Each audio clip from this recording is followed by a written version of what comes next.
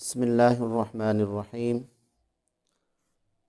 مشکوٰۃ المصابیح میں ہے عن انس ان رسول اللہ صلی اللہ علیہ وسلم قال یا ابا ذر الا ادلک علی خصلتین ہما اخف علی الظہر واثقل فی المیزان۔ حضرت انس رضی اللہ تعالی عنہ سے روایت ہے کہ رسول اللہ صلی اللہ علیہ وسلم نے ارشاد فرمایا، اے ابو ذر، کیا میں آپ کو ایسی دو خصلتوں کے بارے میں نہ بتاؤں کہ جو پیٹھ پر تو ہلکی ہیں اور میزان میں زیادہ وزنی ہیں؟ قال قلت بلا، حضرت ابو ذر غفاری رضی اللہ تعالی عنہ نے عرض کیا، وہ فرماتے ہیں کہ میں نے عرض کیا بلا کیوں نہیں؟ قال، آقا کریم صلی اللہ علیہ وسلم نے ارشاد فرمایا، طول الصمت و حسن الخلق، کہ لمبی خاموشی اور اچھے اخلاق۔ والذی نفسی بیدہ، اس ذات کی قسم جس کے قبضہ قدرت میں میری جان ہے، ما عمل الخلائق بمثلہما، کہ ان دو جیسی عادتوں کو کسی نے نہیں کیا ہوگا، یعنی ان دو جیسی عادتوں پر عمل نہیں کیا ہوگا۔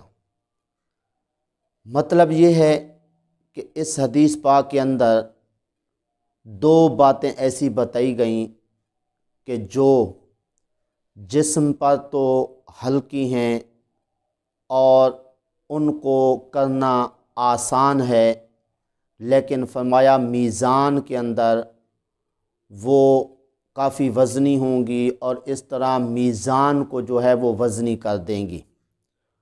کون کون سی؟ ایک تو فرمایا لمبی خاموشی۔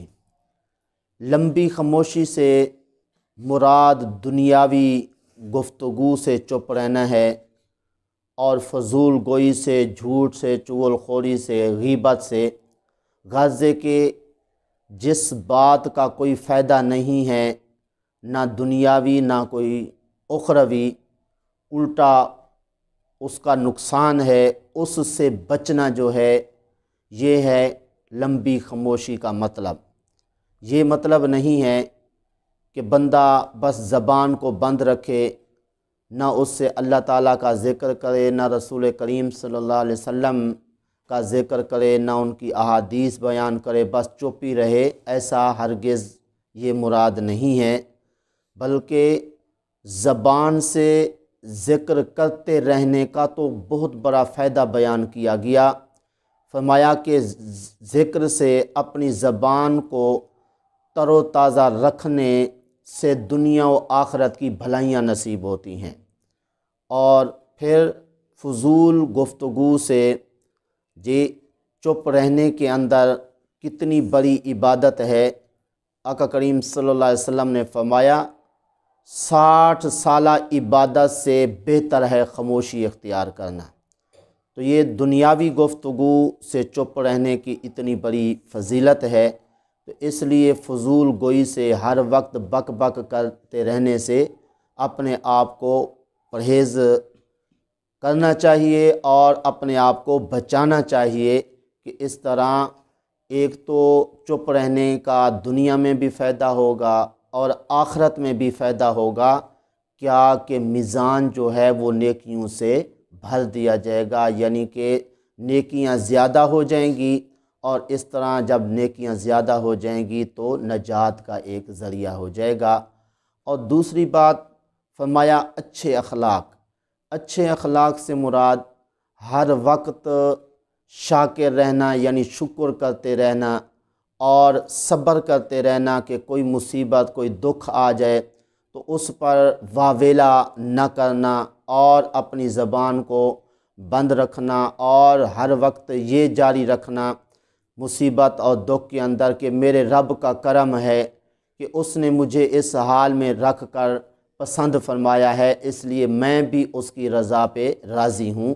تو اس لیے یہ کیا ہیں؟ اچھے اخلاق ہیں۔ ہر ایک کے ساتھ پیار سے پیش آئے، غصے سے نہیں۔ ہاں، اپنی ذات کی خاطر غصہ نہ کرے، اللہ رسول کے لیے غصہ کرے تو یہ اچھی بات ہے کہ اللہ اور اس کے رسول کے لیے غصہ کرنے کا کیا مطلب؟ اللہ رسول کی کوئی نافرمانی کر رہا ہے، اس وقت اس کو ڈانٹنا اور ناراض ہونا، غصے ہونا، یہ اچھی بات ہے۔ جس طرح کچھ بچے پڑھنے کی طرف توجہ نہیں دیتے، استاد جو ہے وہ غصے ہو جائے، یا جو ہے بچے جو ہے وہ بڑوں کا کہنا نہ مانیں اور والدین ناراض ہو جائیں، تو یہ اچھی بات ہے۔ یہ اپنی ذات کے لیے نہیں ہے، یہ اللہ رسول کی رضا کے لیے ہے۔ تو اس لیے جن پر کوئی غصے ہو ان کو بھی محسوس نہیں کرنا چاہیے، وقتی طور پہ وہ اپنی بےزتی سمجھتے ہیں تو یہ بےزتی نہیں ہوتی۔ اگر ماں باپ اور استاد کے ڈانٹنے پر اپنی اصلاح کر لیں گے تو دنیا و آخرت میں کامیاب ہوں گے۔ تو کئی ایسی مثالیں موجود ہیں کہ جو بچے کہنا نہیں مانتے تھے، پڑھتے نہیں تھے، ان کو ڈانٹا گیا تو ماشاءاللہ وہ وقت کے ولی بنے اور وقت کے بہت بڑے عالم بنے۔ تو اس لیے جب بھی کوئی غصہ کریں اللہ رسول کی رضا کے لیے ہو اور اپنی ذات کے لیے نہ ہو۔ تو بہرحال دو چیزیں، لمبی خاموشی اور اچھے اخلاق جو ہیں یہ میزان کو بھر دیں گے، ان کی وجہ سے بہت زیادہ نیکیاں ملیں گی۔ آخر میں آقا کریم صلی اللہ علیہ وسلم نے ایک بات ارشاد فرمائی انہی دو چیزوں کے متعلق کہ ان دو چیزوں جیسا کوئی عمل مخلوق نے نہیں کیا ہوگا۔ مطلب یہ ہے کہ یہ بڑی فضیلت والی خصلتیں ہیں۔